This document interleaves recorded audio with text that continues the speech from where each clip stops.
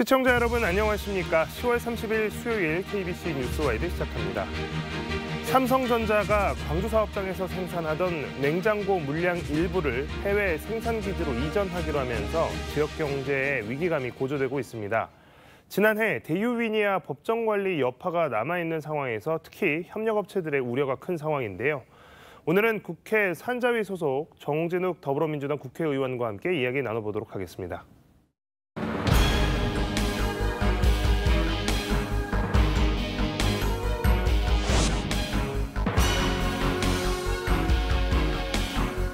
이번에 멕시코로 이전하면 피해는 어느 정도 됩니까? 저희 회사 매출이 85%가 빠집니다. 회사를 유지할 수 있나요? 없습니다.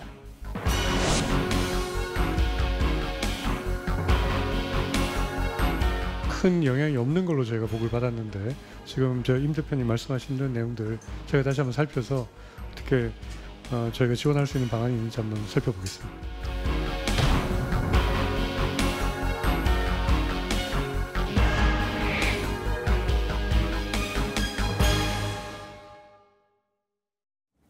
네, 의원님 안녕하십니까? 예, 안녕하십니까?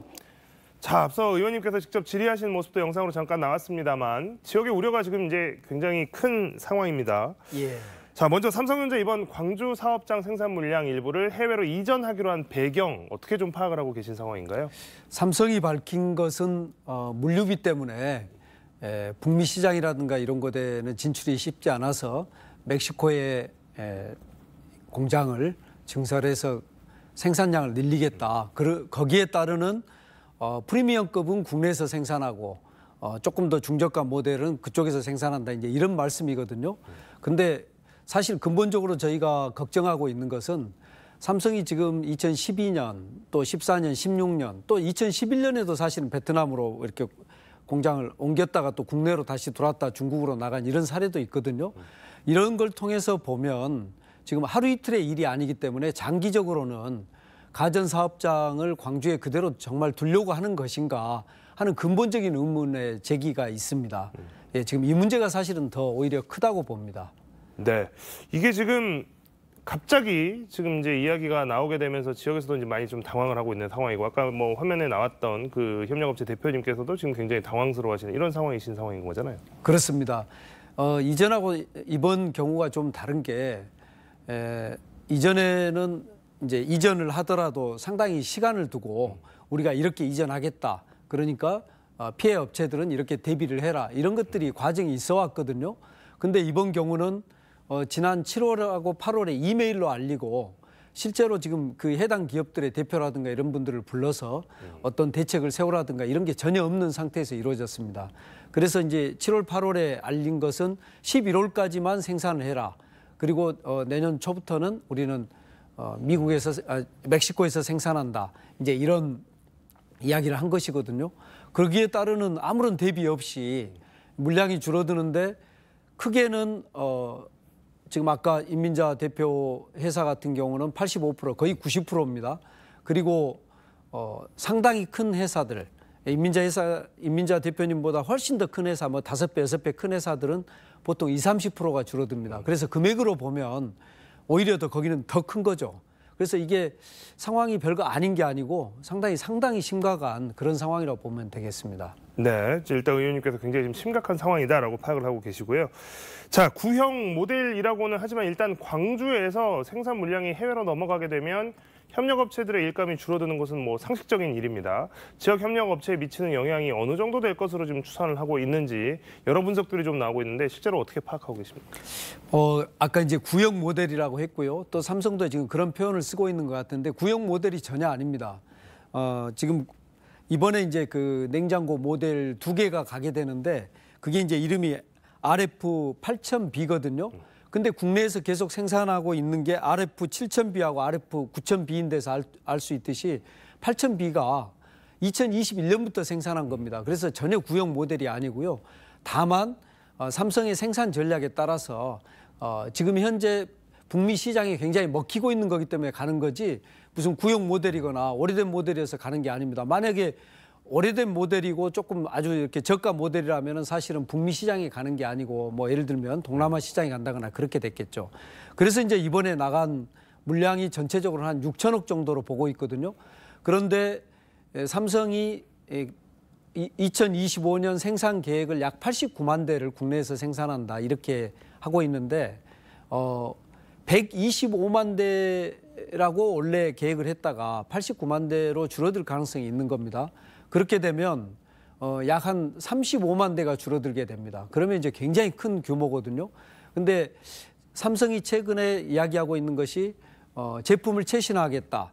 그다음에 생산을 내재화한다. 이제 이런 전략을 가지고 있는데요. 그 부분에 대해서는 제가 조금 이따 더 말씀드리겠습니다. 네. 자, 이번 국감 과정에서 실제로 아까 나오신 대표님 비롯해서 협력업체분들 많이 만나셨을 것 같은데 뭐 당연한 이야기입니다만 일단 매출 감소나 이런 것들 당연히 우려될 거고요. 협력업체분들이 하시는 걱정의 말씀 실제로 어떤 부분들을 가장 걱정하고 계신지 좀 궁금합니다. 지금 이렇게 이제 시작된 게 근본적으로는 아예 삼성전자의 광주 가전 사업장이 사라지는 게 아닌가. 아까 제가 이제 최신화 내재화 말씀드렸는데 삼성에서 이제 그 내부의 사업 구조 조정을 하다 보면 유유 인력이 생깁니다. 그래서 삼성 자체에서 생산하는 그 유유 인력을 활용해서 가전 사업이라든가 이런 것도 삼성 자체가 생산하겠다. 이런 부분도 있거든요. 근데 그것은 삼성의 어떤 경영의 판단이기 때문에 사실 저희가 개입하기는 어렵지만 그것은 그대로 이제 우리 협력업체의 피해로 이제 연결은 될 수가 있습니다. 그런데 저는 이 내재화라는 게 과연 삼성전자가 가전을 내부에서 많이 생산하는 방식으로 경영 계획을 가져갈 것인가? 저는 그러지 않는다고 보거든요. 핸드폰이라든가 반도체라든가 첨단 산업을 중심으로 사업 구조를 만들고 가전이라든가 이런 건 밖으로 더 저는 뺄 걸로 보거든요. 그럼 왜 내재화라는 말을 사용하는가? 결국은 국내에서 자기 안으로 넣었다가 다시 뺄 때는 해외로 나가는 이런 과정이 아닌가. 그렇게 본다면 장기적으로 볼 때는 광주의 어떤 가전 사업장이 저는 위기에 처해 있다. 앞으로 계속 물량이 줄어들지 않겠는가 이런 생각을 하게 되는 겁니다. 네. 자, 이제 삼성전자가 사실 이제 앞으로 장기적으로 봤을 때 광주의 가전 산업 전체가 이제 위축될 수밖에 없는 방향으로 가고 있다는 말씀을 해주셨는데 이미 지난해에 터진 이 대유위니아 사태라고 하죠. 대유위니아 사태의 여파도 사실은 지금 뭐 채 가시지 않은 상황입니다. 광주 가전 산업의 20% 정도를 차지하고 있었던 대유위니아가 법정 관리에 들어가면서 협력업체와 노동자들의 피해가 지금 계속되고 있습니다. 크게 보면 이 광주 가전 산업의 80% 정도를 삼성전자가 또 20% 정도를 대유위니아가 하고 있었는데 어쨌든 이 두 대기업들이 지금 모두 정상적인 그 가전 산업의 그동안 운영해왔던 지역에서 운영해왔던 형태만큼을 해주지 못하고 있는 상황입니다. 자, 생산 물량 이제 줄이게 되는 것들, 그다음에 대유위니아 같은 경우에는 지금 정상적이지 않은 경영 상태. 앞으로 이런 것들이 쉽게 해결되지 않은 것 같아서 더 큰 문제처럼 보입니다. 앞으로 이제 지금 영향들이 좀 어떻게 나올 것으로 좀 예상이 되십니까? 그렇습니다. 지난해 대유위니아 사태 생기고 나서 저도 산자위에서 대유위니아 공장에 지금 전기 요금이 밀려 있거든요. 근데 그게 큰 금액은 아닙니다.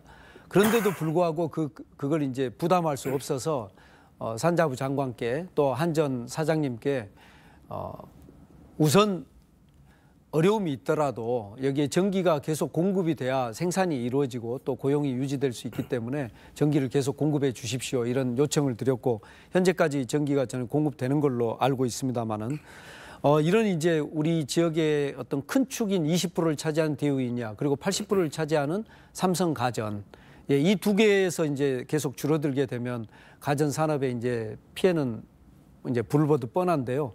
그러나 이제 이걸 걱정만 하고 있을 것은 아니고 공장을 어떤 스마트형 공장으로 만든다거나 또는 이제 그 새로운 어떤 신가전들이 나오게 됩니다. 커넥티드 리빙이라는. 그래서 끊임없이 이제 새로운 가전들이 나오는데 이 가전들의 어떤 기술을 우리가 따라잡을 수 있도록 광주시와 삼성이 함께 예를 들면 신기술 펀드를 만든다거나 이렇게 해서 이제 지원해주는 이런 방식이 필요하고요. 그리고 이제 어쩔 수 없이 이전하게 되면 삼성에서 생산하는 어떤 새로운 신가전이라든가 또는 신기술 사업에 업체들이 참여할 수 있게 해줌으로써 광주의 어떤 새로운 산업을 또 만들 수 있는 기회를 잡을 수도 있거든요. 그래서 이제 우리가 지금 이런 논의를 하는 것은 어떤 삼성전자를 비난하기 위해서가 아니고 지금 이런 방식으로 어떤 폭력적으로 느닷없이 물량을 빼나간다든가 또 피해 업체들의 그 피해가 당장 발생했을 때에는 그에 따른 적절한 보상이 필요하고 또 어떤 새로운 산업으로의 전환을 할 수 있는 그런 프로그램을 만드는 이런 준비를 하자는 어떤 건설적인 논의를 시작하기 위해서입니다. 이런 점들을 좀 이해해 주셨으면 좋겠습니다. 네. 자, 이제 방금 이제 저희가 쭉 해왔던 이야기들 실질적으로 이 피해가 좀 피할 수 없는 상황이 된 것은 맞는 것 같고 이 피해를 어떻게 하면 좀 최소화하고 장기적으로 봤을 때 어떤 대책을 마련해야 되는가라는 이야기들이 지금 이제 오갈 때가 된 것 같은데 광주시에서 조금 이해하기 힘든 입장을 내놔서 또 논란이 됐습니다. 광주시는 광주에서 생산하는 삼성전자 벤더 업체들을 통해 생산하는 생산량 자체에 변화가 없을 것이다라고 이야기를 해서 오히려 지금 협력업체들이 주장하고 있는 것과는 좀 다른 인식을 갖고 있는 것 아니냐라서 고개를 좀 갸웃하게 했는데요. 협력업체가 말하고 있는 상황과 광주시의 인식이 좀 다른 것 같습니다. 광주시가 생산량의 변화가 없다. 구모델이 나가는 대신에 신모델이 들어와서 특히 프리미엄급 생산 모델이 들어와서 생산량이 똑같을 거다. 그러면서 어떤 협력업체나 피해업체들이 없는 것처럼 그렇게 이야기를 했단 말입니다. 그래서 이게 과연 광주시가 현황을 제대로 파악하고 있는가 하는 이제 걱정이 들었고요. 실제로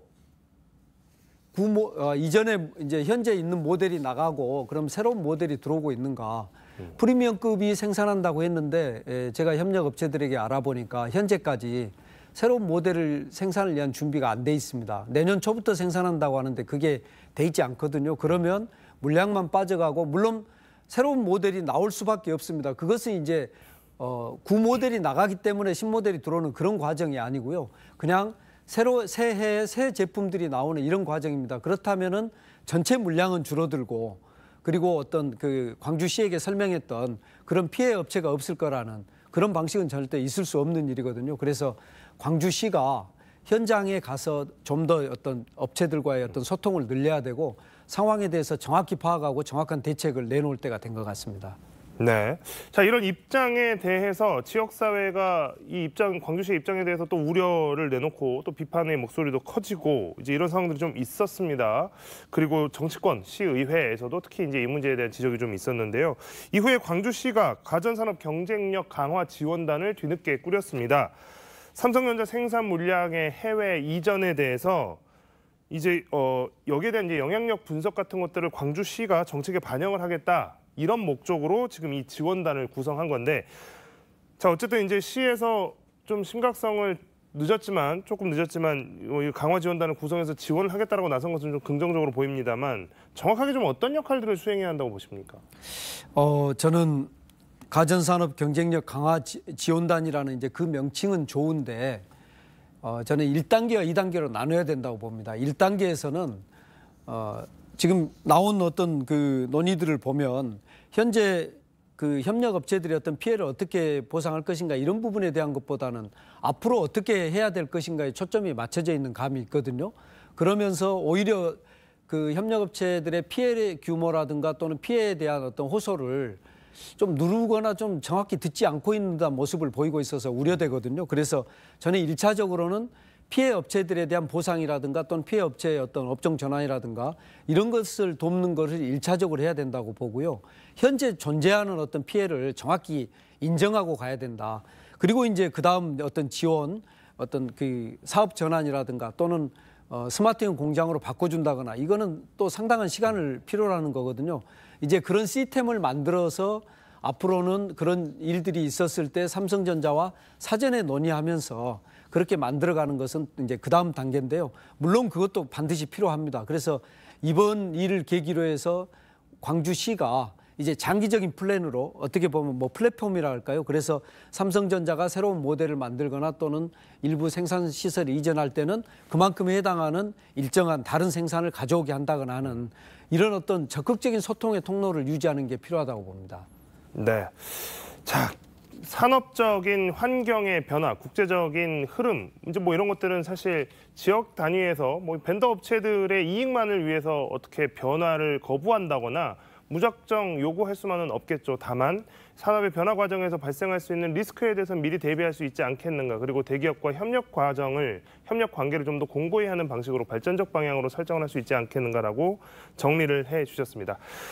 다음으로 정치 이야기를 좀 해보겠습니다. 지금 민주당 또 원내대표 비서실장을 맡고 계시기 때문에 또 정치 또 상황에 대해서 또 많은 이야기들을 듣고 계실 텐데요. 2달 넘게 지금 정치권과 언론이 온통 명태균 게이트 때문에 난립니다. 김건희 여사 공천 개입 의혹은 물론이고 대선 전후로 불법 여론조사 의혹도 지금 나오고 있고요. 의혹이 계속 확산하고 있습니다. 이게 뭔가 일이 계속 벌어지네요. 네. 그 모든 일어나는 모든 일이 결국 기결되는 곳, 또 출발하는 곳이 김건희 여사입니다. 명태균 게이트도 정확히 이야기하면 사실은 김건희 게이트거든요. 예, 그 이제 과정을 보면 명태균과 그 윤석열 대통령이 원래는 직접 소통하는 사이였는데 중간에 누가 이제 문고리 권력 하나 그걸 차단했나 봐요. 그러면은 원래는 용산과의 관계가 끊어져야 되지 않습니까? 근데 오히려 더 돈독해집니다. 그 과정이 바로 뭐냐면 이제 명태균이 직접 김건희 여사와 소통하면서 여러 가지 어떤 국정에 개입하고 또 어떤 국가가 계획한 일들을 미리 알아서 어떤 대비하게 하고 하는, 또 심지어는 이제 선거 과정에서 여론조사를 아예 조작으로 보이거든요. 그래서 이제 여론을 만드는, 여론을 조성하고, 그러니까 조작된 여론조사 결과를 가지고 여론을 만들고 그걸 통해서 후보를 바꾸는, 우리가 생각하는 어떤 상상을 초월하는 일들이 지금 벌어지고 있지 않은가. 그런데 이런 과정 전체에는 김건희 여사가 있다, 이렇게 보고 있습니다. 네. 자, 일단 뭐 모든 논란, 의혹이 결국 향하는 곳이 어디 있냐라는 부분에 대해서 강조를 해주셨습니다. 명태균 논란 외에도 검찰의 명품백 의혹 무혐의 결정이 있었고요. 또 도이치모터스 불기소 영향도 있었습니다. 이 영부인 논란이 끊이지 않고 있는 상황인데 김건희 여사와 관련해서 여권 안에서도 좀 갈등이 이제 본격화되고 있는 모습입니다. 한동훈 국민의힘 대표는 윤 대통령과 면담 이후에 특별감찰관 임명 추진을 강하게 이야기하고 있는 상황인데요. 특검을 추진 중인 민주당은 특검 물타기다, 회방이다 이렇게 받아들이고 있습니다. 특별감찰관 이야기까지 나왔는데 민주당에서는 역시 물타기라고 생각하시는 거죠?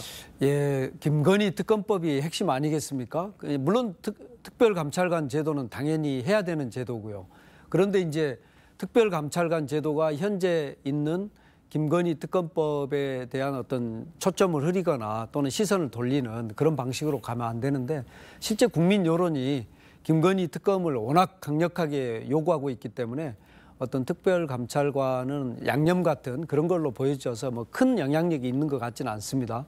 그리고 또 이제 한동훈 대표가 추진하는 특별감찰관은 여권 내에서조차도 지금 이렇게 논의가 안 되는, 그래서 한동훈 대표의 영향력이 너무 적기 때문에 생기는 문제고요. 결국은 이제 김건희 특검을 통해서 이제 김건희 여사가 어떻게 국정에 개입했는지 또 선거에 개입했는지 이런 것들을 봐야 되는데, 이번 어떤 명태균 게이트 하나만 보더라도 지금 80일에 여론조사를 했는데 그걸 모두 이제 윤석열 후보를 위해서 했습니다. 그러면서 3억 7천만 원의 비용이 발생했는데 그 돈을 받으러 명태균 대표가 가지 않습니까? 근데 돈을 안 받고 왔습니다. 대신에 이제 받은 게 뭡니까? 김영선 후보죠. 후보가 이제 보궐선거에서 후보가 되는, 그래서 결국은 국회의원이 되고, 그러면서 다시 또 이제 그 김영선에게 이건 이제 물론 전언이긴 합니다만은 이야기해서 명태균과 그 딸을 위해서 당신 세비 절반을 주라. 그러면 결국 그게 뭡니까? 이게 지금 이제 그 어떤 뇌물죄가 되고 또 정치자금법 위반이 되는 거거든요. 그러면 윤석열 대통령의 당선 자체가 사실은 원천적 무효일 수도 있는 이런 상황입니다. 네. 자, 말씀하신 대로 민주당은 지금 세 번째 김건희 특검법을 이미 발의했습니다. 다음 달 14일 본회의에서 표결이 예상되는 상황인데요. 이번에도 대통령의 거부권 행사는 뭐 확실시되고 있는 상황입니다. 뭐 여기에 대해서는 뭐 다른 관측이 힘든 상황인데, 그렇기 때문에 이제 관심은 당연히 재의결 때 어떤 결과가 나올 것이냐에 관심이 쏠립니다.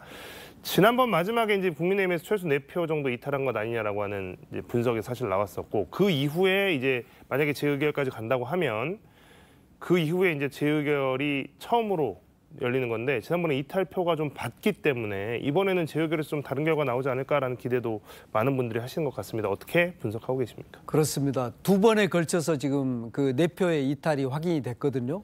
그러면 이제 이번에 제가 산자위 국감을 하면서 어느 지역을 갔는데 국힘 의원님이 자기도 모르게 그런 말씀을 하셨어요. 뭐 이번에는 뭐 결국 뭐 김건희 특검 뭐 통과되지 않겠어요. 이렇게 말해서 깜짝 놀랐거든요. 그 자리에는 이제 우리 국힘 의원도 계시고 민주당 의원도 함께 있는 자리였는데 전반적으로는 결국 언젠가는 김건희 특검이 통과될 것이다. 재의결에서. 그런데 이제 그 시점이 언제냐가 될 것 같고요. 그런 점에서 본다면 이번에 아마 이번이 굉장히 11월이 중요한 분기점이 되지 않을까 그렇게 보는데 문제는 국힘 안에서 이탈표가 나와야 되는데 그 나오는 것을 뭐랄까요 막는 어떤 요인이 한 가지가 있는데 김건희 특검이 받아들여지는 순간에 윤석열은 무너질 거다. 예, 그리고 결국 탄핵으로 갈 거다. 이것에 대한 두려움이 국힘 의원들 사이에 있습니다. 그러니까 김건희 특검은 반드시 해야 될 것 같은데 그럼에도 불구하고 탄핵으로 가서 권력을 뺏기고 하는 이 과정에 대한 두려움이 있기 때문에 어떻게 이제 이 벽, 예, 그 벽을 넘어서 뭐 탄핵이든 하야든 윤석열 퇴진을 이끌어낼 것인가 이것이 이제 민주당의 과제가 될 것 같습니다. 네. 자, 이렇게 김건희 여사 논란과 명태균 게이트 등에 관심이 쏠리면서 정작 국민들의 생명과 건강이 달린 의료 대란 문제는 좀 뒷전으로 밀려난 느낌이 있습니다. 지난 주말에 이재명 대표가 전공의협의회 비대위원장을 만났죠. 그래서 여야 의정 협의체 참여를 설득했습니다만 박단 비대위원장은 내년 의대 정원 철회가 먼저다. 이 입장에서 변함이 없습니다. 대통령 지지율이 급락하고 있는데 이제 교육부가 의대생 조건부 휴학을 철회하면서 한 발 물러서긴 했지만 의대생과 전공의들의 복귀 가능성은 없어 보인다고 하는 표현이 맞을 것 같습니다. 자, 앞이 보이지 않습니다. 의정 갈등 어떻게 풀어야겠다. 민주당의 전략 궁금합니다. 예, 여야 의정 협의체를 사실은 우리 당의 박찬대 원내대표가 먼저 제안을 했던 것이거든요. 근데 이제 그렇게 되려면 대전제가 전공의와 대학생 대표가 참여를 할 때만 그게 의미가 있는 것이거든요. 그런 점에서 이제 그동안에 저희가 진지하게 전공의 단체와 이제 논의를 해왔고 그리고 이제 26일 날 우리 이재명 대표님께서 이제 만나서 말씀을 나눴는데요. 우리 입장은 모든 것을 원점에서 논의하자. 예, 이렇게 이제 얼클어진 상황에서는 사실은 어떤 건 없고 어떤 것은 주자 이런 것들이 논의를 더 어렵게 만들거든요. 그런 점에서 우리는 그분들이 요구하는 게 있다면 줄 수 있는 거 모든 걸 주면서 논의의 테이블로 오게 해서 함께 논의하다 보면 이제 실마리가 풀릴 수가 있거든요. 그래서 저희는 내년 의대 정원조차도 우리가 다시 논의할 수 있다. 원점에서 서로 합의 볼 수 있다. 이렇게 하고 지금 문제를 풀어가고 있고 저희가 이제 그런 방식으로 조금 이제 물꼬를 텄기 때문에 제 생각에는 그 휴학생의 문제라든가 또 휴학 기간의 문제 또 그 유급의 문제를 이제 해결해 가는 과정, 또 전공의들이 들어올 수 있는 여건을 만드는 이런 과정 통해서 민주당이 의료 대란의 어떤 그 문제를 풀 수 있는 실마리를 처음으로 지금 제시한 게 아닌가 싶습니다. 네. 자, 마지막으로 안보 문제 이야기도 좀 해봐야 될 것 같습니다. 지금 굉장히 전 세계적으로 봤을 때도 이 한반도가 위험하다라고 하는 분석들이 나오고 있는데요. 우크라이나 러시아 전쟁에 북한군이 투입이 됐고 이미 사상자가 발생했다는 보도까지 나오고 있습니다. 우리 정부가 지금 우크라이나에 무기 지원 검토하겠다, 살상용 무기 지원 검토 이런 이야기도 나오고 있는데 해외에서 이거 남북 간의 대리전 벌어지는 거 아니냐는 우려가 굉장히 큽니다. 그렇습니다. 예, 남북 간의 대리전이 벌어질 뿐만 아니라 자 이제 파병의 문제가 있지 않습니까? 그런데 지금 우리 헌법에서는 파병을 할 때 단 한 명을 파병하더라도 국회의 동의를 얻도록 돼 있습니다. 그런데 이제 그 군대 내에 육군 내의 어떤 규칙에 의하면 부대 단위가 갈 때 그리고 또 이제 더 작은 부대가 갈 때는 국회 동의를 얻지 않는 것처럼 지금 본인들은 생각을 하고 규칙을 만들어 놨거든요. 근데 그건 어떤 거하고 똑같냐면 어떤 법률이 있는데 그 법률을 위반하는 내용을 시행령이나 규칙에 만들어 놓고 우리는 이런 규칙을 갖고 있으니까 법률이 있더라도 우리 규칙대로 하겠다 이거하고 똑같은 거거든요. 더구나 이제 군대 파병은 그냥 단순하게 어떤 행위가 있는 것이 아니고 우리 젊은이의 그 생명과 밀접하게 연관이 있지 않습니까? 그러면 우리 젊은이들이 만약에 애국에서 우리한테 전쟁을 해와서 우리를 침략할 때 전쟁이라면 그것은 정말로 목숨을 버려도 국가를 지킨다는 그런 가치가 있는 것이지만 우리가 지금 참여해야 되지 않는 전쟁에 우리 젊은이들을 보내서 외국에서 다른 나라를 위해서 대리전을 하는 이건 있을 수가 없는 거거든요. 그래서 저는 그런 생각이 듭니다.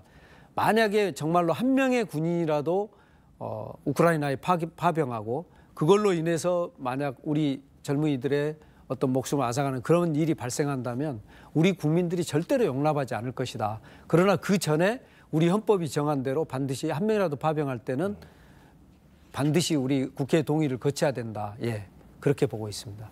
네. 자, 오늘 정진욱 더불어민주당 의원과의 이야기는 여기까지 듣도록 하겠습니다. 의원님 오늘 나와주셔서 고맙습니다. 예, 고맙습니다.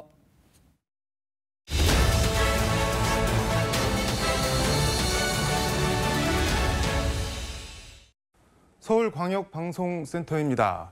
김건희 여사가 지난 7월경 모 야당 대표에게 전화를 걸어 억울하다, 내가 뭘 잘못했느냐, 너무하는 것 아니냐는 취지로 본인의 외로운 처지와 자기를 둘러싼 각종 의혹에 대한 억울함을 토로했다는 기사가 나왔습니다. 김건희 여사의 전화를 받았다는 야당 대표가 누구냐를 두고 정치권에서 이런저런 추측과 설왕설래가 나오고 있는데 다수 언론이 이 정치인을 지목하고 있습니다. 여의도 초대석 허은하 개혁신당 대표와 정치권 현안 이슈 얘기해 보겠습니다. 대표님 어서 오십시오. 네, 안녕하세요. 단도직입적으로 전화 받으신 분이 대표님 맞으신 거죠?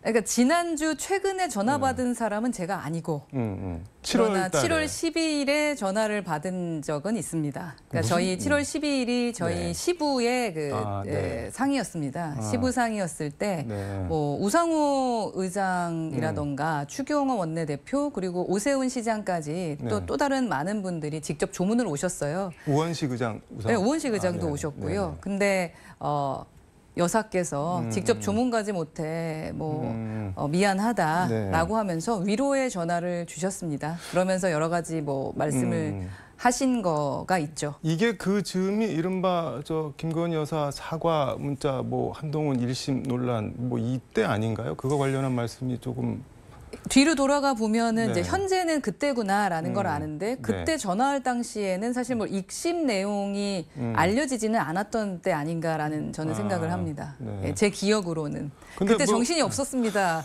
예, 아니, 상징이어서 예, 특히 시부상이니까 아들 하나밖에 없어서요. 근데 1시간이나 통화를 하셨으면 이런저런 말씀을 하시긴... 1시간이었는지는 네. 모르겠고 좀 길게 통화는 했고요. 그리고 또 그 안의 내용에 대해서는 제가 다 옮기기는 뭐하다. 다만 미리 그 용산에서 나온 기사가 있기에 한동훈 대표에 대해서는 좀 언짢음이 있구나, 섭섭하신 부분이 있구나라는 건 느꼈고 그리고 또 만나자라고 말씀을 하셨는데 제가 거절했다. 왜 거절을 하셨어요? 정무적으로 만나는 게 맞겠습니까? 난리가 나죠. 제가 이번에 몇 주 전에 통화했다라는 거가 알려졌을 때도 이미 문제가 됐는데 그 정도 정무 판단은 할 줄 압니다. 근데 김건희 여사 입장에서는 왜 대표님을 우리 한번 보자 이렇게 얘기를 하셨을까요?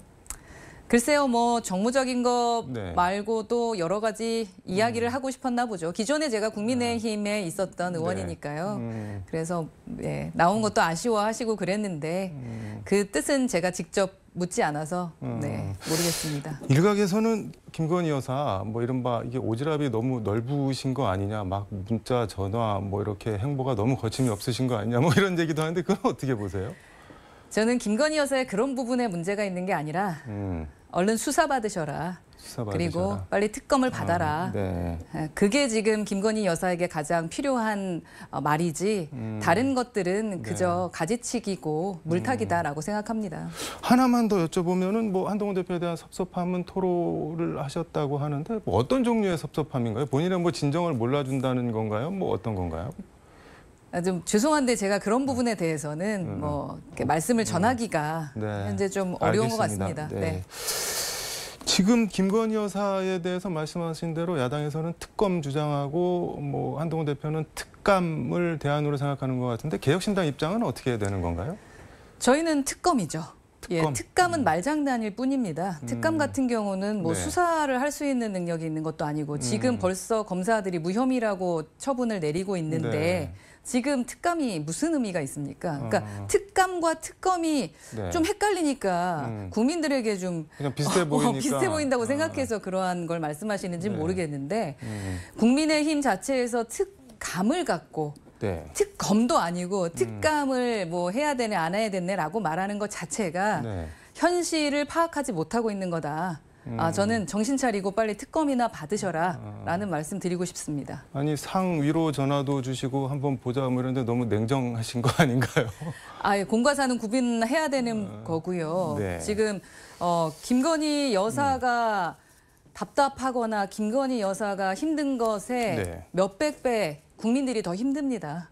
그래서 제가 대통령 배우자법을 제정해야 된다라고 말을 하고 있지 않습니까? 저희 개혁신당에서.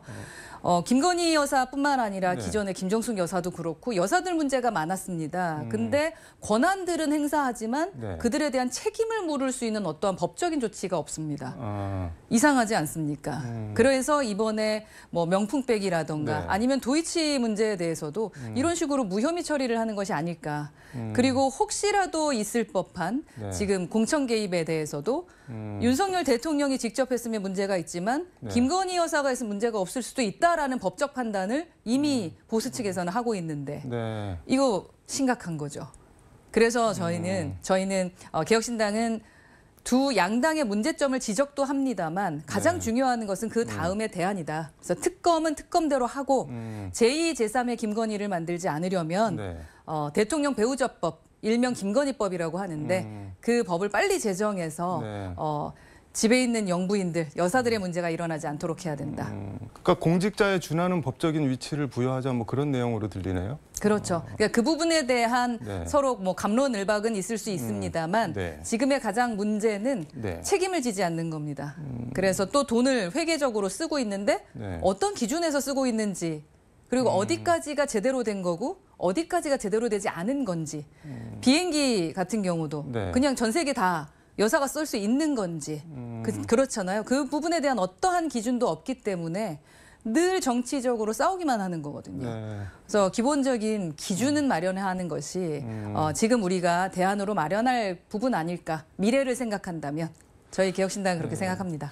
거꾸로 생각하면 그런 기준이 지금까지 없었다는 게 더 없었다는 놀랍네요. 어떻게 놀랍죠. 예, 뭐 미국 같은 경우도 네. 이제 힐러리 클린턴 있을 때 강하게 나왔다고 하니까요. 저희도 빨리 제정해야 된다고 생각합니다. 그래서 저희 아마 천하람 의원이 원내대표가 네. 준비할 겁니다. 예. 네. 페이스북의 윤석열 정권을 역대급 무능력, 무책임, 무개념 정권, 뭐 총체적 산무 정권으로 규정하셨는데 어떤 말씀이실까요? 뭐 말씀 안 드려도 다 인정하시는 거 아니겠습니까? 도대체 네. 능력이 정말 있는 건지 말을 했으면 약속한 것을 지키려고 해야 될 텐데 네. 의료개혁에서 지금 의료가 개혁이 됐습니까? 의료 붕괴됐습니다. 네.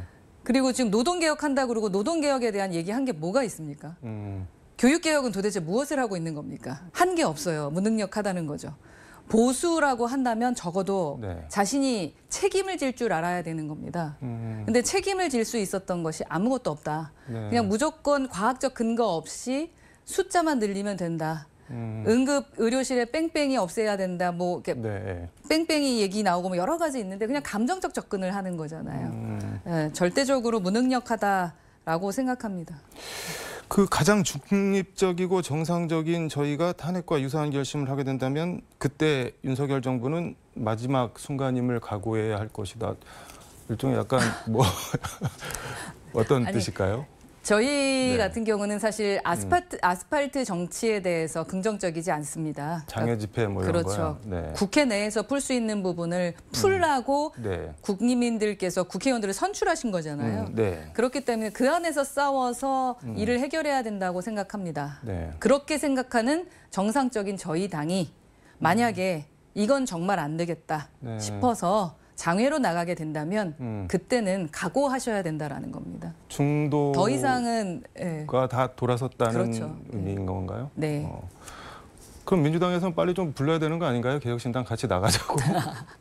개혁신당을 네. 지금 빼고 뭔가를 자꾸 하려고 그러시는데 뭐 저희는 네. 그 여당 그리고 제1당, 제1야당과는 전혀 다른 당이기 때문에 뭐 저희를 좀 설득하려는 마음도 있으시겠습니다만 저희는 설득보다는 국민들이 납득할 수 있는 부분에만 움직일 예정이다라는 그러니까 말씀을 드립니다. 중도 뭐 합리적 뭐 이성적 국민들을 대변하고 있다 개혁신당이 그렇게도 들리네요. 네, 그렇습니다. 다음을 준비하는 저 같은 네. 경우는 저희 지금 정치에 미래가 있습니까?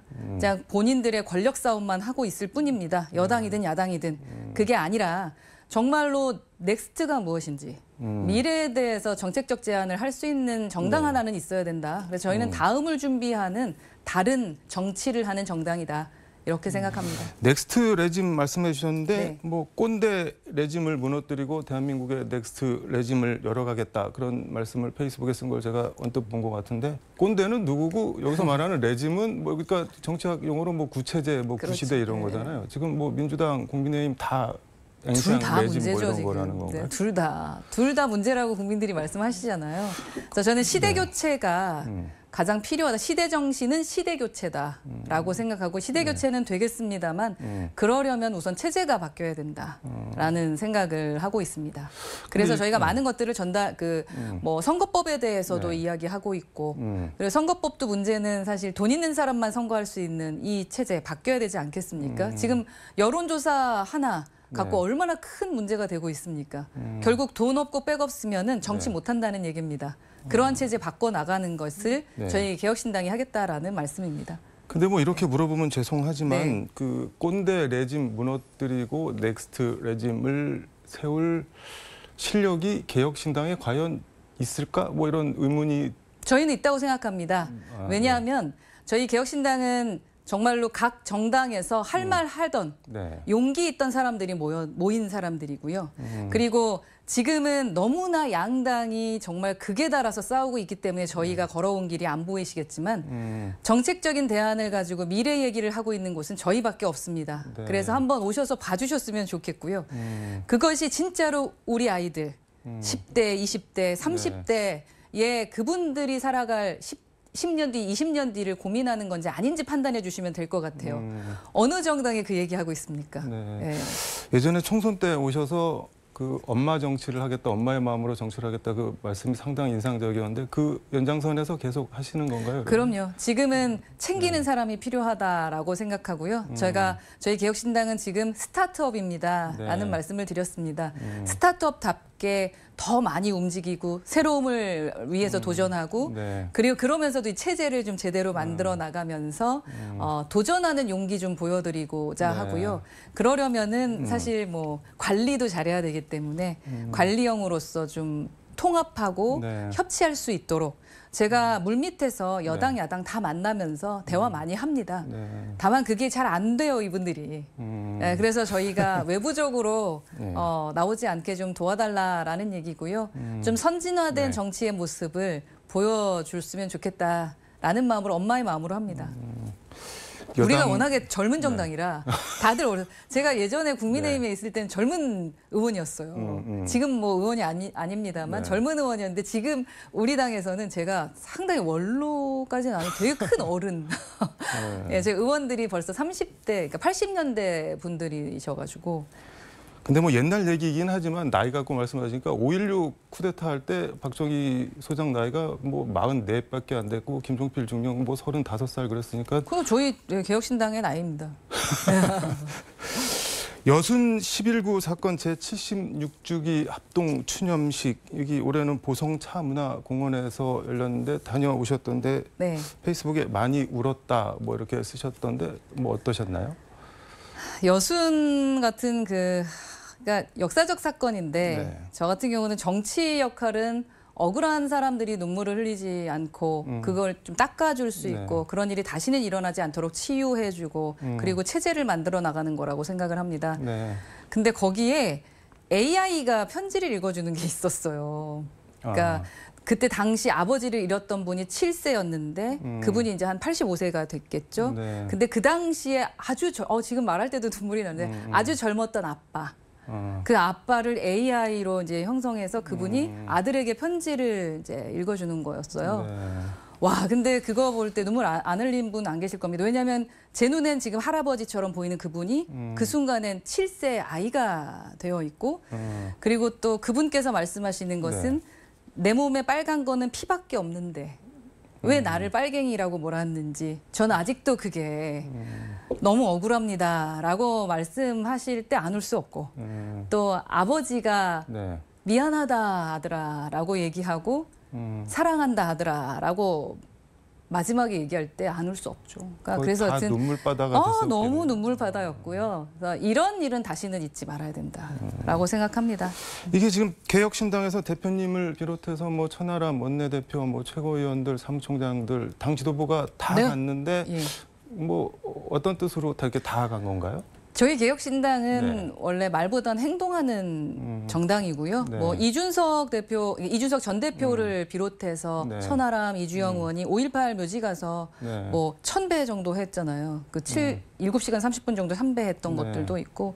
그리고 역사에 대한 부채의식이 없기 때문에 앞으로 우리가 무엇을 해야 되고 어떠한 지점을 우리가 해결해 나가며 치유하면서 발전시켜 나갈 수 있을까를 고민할 수 있는 정당이라고 생각합니다. 그래서 저희 정당이 5.18 늘 갔었죠. 정당은 이제 1년 됐지만 저희는 그 정당을 창당했던 사람들. 근데 이게 실무적으로 지금 그 희생자 명예회복위원회가 꾸려져 있는데 그 조사 결과에 따라서 이제 직권으로 희생자로 결정을 해서 뭐 일정 정도 보상도 해주고 추모도 해주고 이제 그런 법안이 특별법이 지난 2월부터 시행이 됐는데 이거는 그 이후에 뭐 진행이 되는 게 있나요? 혹시 파악하고 계신지? 저도 좀 제가 스스로 죄송하다고 느꼈던 게 특별법은 통과가 됐는데 진상규명이라던가 명예회복 절차들이 좀 느리게 되고 있었다라는 지점. 그래서 그 부분을 챙겨야 되는구나. 그래서 아마 지금 원내 배지 달고 있는 의원들이 어깨가 무거울 겁니다. 저희 개혁신당은. 그리고 거기에서 우리 그 희생자 명예회복의 그 위원으로 나와주셨던 회장님이 말씀하셨던 것 같아요. 제가 정말 보수 정당에 있었을 때에 대한 것을 정말 너무 죄송스럽게 느꼈던 지점이 이거였습니다. 10만 원에 대한 보상금 얘기를 하셨어요. 근데 왜 이렇게 저 돈 10만 원에 이렇게 목숨을 거시지? 라는 것 때문에 다른 곳에서는 오해하면서 돈을 밝히네 이런 얘기를 했어요. 근데 그게 아니었던 겁니다. 그 10만 원은 내가 지금까지 떳떳했다라는 것을 증명해주는 상징이라는 거예요. 그 말씀 하실 때도 너무너무 정말 죄송하고 부끄러웠어요. 국가가 나한테 어쨌든 너희들이 잘못했다는 증표를 내놔라 뭐 그런 그렇죠. 그 증표에 대한 얘기인데 보수 정당에서는 그것을 그저 돈 10만 원으로 바라보는 것. 이거 바꿔야 되지 않겠느냐 뭐 이런 생각했습니다. 근데 대표님 페이스북 댓글에 보니까는 뭐 여순 반란 사건을 하면서 좌파 오리지널 당들도 다 안 가는데 개혁신당은 뭐라고 다 가냐, 뭐 너희들 빨갱이 당 됐냐, 뭐 이런 글들이 막 올라와 있던데. 그게 문제인 겁니다. 뭐 표현은 뭐 자유니까 그 댓글까지 저는 신경 쓰지 않고요. 그런 댓글이나 그런 공격들 신경 썼으면 저희 개혁신당 창당도 못했습니다. 그리고 저희가 뭐 5.18 참배도 못했을 테고요. 저희는 그냥 저희가 생각했을 때 옳다고 생각하는 그러니까 저희라는 것은 뭐 이렇게 독단적으로 판단한다는 게 아니라 일반적으로 상식적으로 봤을 때 이야기를 들어보고 현장에 가봐서 확인해 봤을 때 문제가 없고 이 부분에 대한 것은 우리가 챙겨야 되는 거라면 당연히 해야 되는 거라고 생각하고요. 그리고 저 허은하는 꾸준한 행보가 가장 중요하다고 생각합니다. 늘 선거 있을 때만 잠깐 왔다 가고 그런 정치 보여드리고 싶지 않고요. 꾸준하게 행보하고 또 이러한 진정성을 어느 순간 광주 분들이 여순 분들이 알아주실 거다라고 생각합니다. 이거는 뭐 민주당이랑 국민의힘 싸잡아서 하시는 말씀인 것 같은데. 싸잡는 겁니다. 지금 민주당도 반성하셔야 돼요. 저 광주나 여순 가면서 느끼는 게 이 정도밖에 발전을 못 시킨다고 그리고 이 사태를 이대로 둔다고 이런 생각이 좀 많이 들었거든요. 표현 자유 말씀해 주셨는데 그 SNL이 얼마 전 그 뉴진스 한이랑 한강 작가 패러디한 거에 대해서 약간 뭐 비판이 쏟아지니까는 왜 그 남자들 패러디할 때는 가만히 있고 여자들만 패러디하면 유난히 그러냐, 이건 뭐 일종의 뭐 금기 내지는 엄숙주의 아니냐, 뭐 그런 말씀을 하신 것 같은데 어떤 말씀이실까요? 거기에 집중했었던 것은 아니고요. 그러니까 제도로 규제를 해서 여론으로 어떠한 뭐 강제하려고 애쓰는 것, 저는 그거에 대해서는 찬성할 수가 없다. 그리고 또 여자 남자 자꾸 이렇게 젠더 문제로 가려고 하는 부분에 대해서 저는 좀 별로 긍정적으로 생각하지 않기 때문에 너무 똑같이 여자든 남자든 똑같이 평가해 주라라고 얘기했던 겁니다. 근데 가령 뭐 정년이라는 뭐 드라마 이게 원래 웹툰인데 이제 50년대 그 목포 출신 그 여성이 판소리 국극에 도전하는 뭐 그런 스토리인데 정년이 이름을 갖다가 전년이 이렇게 이런 것도 패러디로 봐줘야 되는 건가요? 그럼 어떻게 되는 건가요? 제가 그 저희 당 같은 경우는 자유를 좀 추구하는 정당인데 국민들, 그러니까 시청률에 반영이 되지 않을까? 그런 생각을 하는 거예요. 저런 걸 계속 보고 싶을까?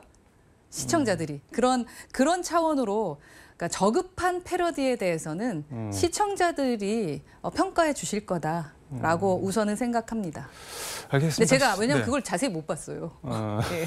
알겠습니다. 시간이 다 돼서 오늘 말씀 여기까지 듣도록 하겠습니다. 고맙습니다. 네, 감사합니다. 지금까지 서울광역방송센터에서 허은하 개혁신당 대표와 함께 전해드렸습니다.